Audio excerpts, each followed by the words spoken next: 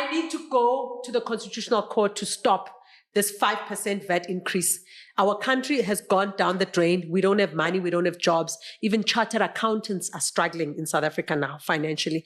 Our houses are being taken by the banks right now as I speak because we can't afford even our mortgages. We can no longer afford to feed, I don't want to call them ugly names, but they deserve those ugly names. We can't afford to feed a bloated government civil servants of 1.3 million workers who, majority of them, are stealing our money along with the politicians. We have no guardrails. The Constitutional Court is our last resort. We need to stop the Minister of Finance. We need to stop the President. We need to stop Cabinet. We need to stop the National Assembly. We need to stop all members of Parliament who are colluding against the people of this country. We cannot be run by an oligarchy that takes decisions unilaterally without consulting us, the citizens. We were never consulted, especially on a critical issue such as VAT. Already, the small number of taxpayers in this country are suffering to ensure that there's social relief grants. It's not our problem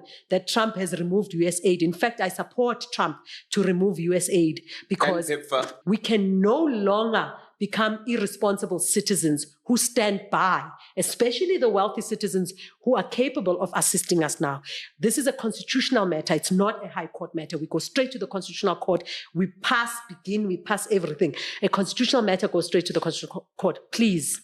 We cannot afford any VAT increase. In fact, we need to go to the Constitutional Court to reverse the first increase of 7.7% that Zuma put in place before he left in 2018 that took us from 14% to 15%. It was already unjust. The biggest injustice is the fact that we have no control over how much money, our money is stolen from every municipality, every provincial government, every state agency of a municipality, of a provincial government, every state-owned company, every government-owned company, every regulatory body. In South Africa, I counted on my own 116 different taxes that we pay. We are the most overly taxed country. We're probably the most overly taxed developing nation in the world. The kinds of taxes that we pay are unjust, are inhumane. They are beyond what apartheid did to us. The apartheid government developed this country, albeit with separate economic development, albeit under racial policies. But we had less unemployment than we have now. We had less crime than we have now. We had less people being raped than we have now. We had competent prisons. We had competent schools. We had competent hospitals. We had competent courts. We had even the death penalty to protect us from the animals that are roaming the streets now, animals who don't even have permission to be in South Africa, illegal immigrants who can kill anyone and get away with it because they have no fingerprints, they can't be traced. And we have people who defend them through illegal and unconstitutional acts like the Bella Bill that says a child who is here illegally can stay illegally. Their parents can stay with them. How do you stay in a country illegally when your parent is a criminal? That nonsense needs to be taken to the Constitutional Court. We are not going to pay that. As much as we didn't pay for the e-tolls in Gauteng. By the way, in Gauteng, we didn't pay for e-tolls because people like me and many other people stood firmly by Outer and said, we are not paying as Badali. And we never ever paid. Upanyaza last year, wasukuma ukdawa, wati yena, uzosfagela amanyama e-tolls. I even did a video on TikTok about that. And many people responded and took it to Twitter, and it was effective. And he stopped more e-tolls to charge us for the 6 billion rand that they illegally, unconstitutionally stole from motorists to charge them the e-toll fee after the Constitutional Court, after they violated a Constitutional Court judgment saying they must not bill us. We are not paying even 0.0000001% increase.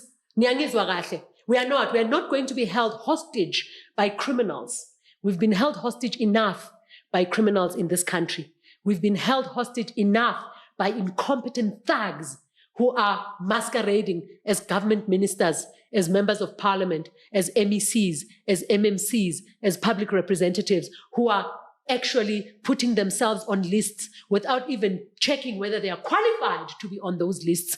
There are people in parliament who can read a balance sheet, who can read a management account statement from a government department, who don't know what a debit and a credit is, but they are MPs. We can't have that nonsense. We cannot be held hostage by an unaccountable government. This government is unaccountable. In fact, it's a mafia government. Kleptocracy. go to a cabinet meeting and unilaterally decide to make us pay for things that we cannot afford. They must go and check the price of eggs and bread today and tell me who can afford those prices. Ngeke size sivume.